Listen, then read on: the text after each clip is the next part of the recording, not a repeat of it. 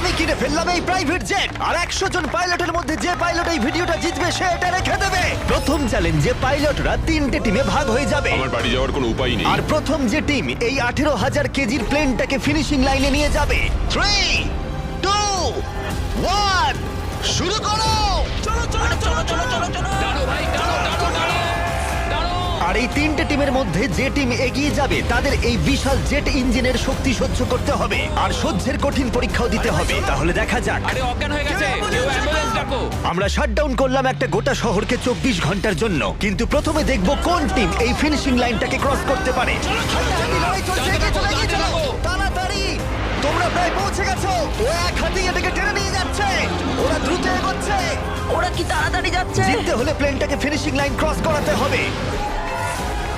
ও, আমরা উইনার পেয়ে গেছি। তোমরা পেরেছো। ওটা আমাদের জেট। আমি এটা আমার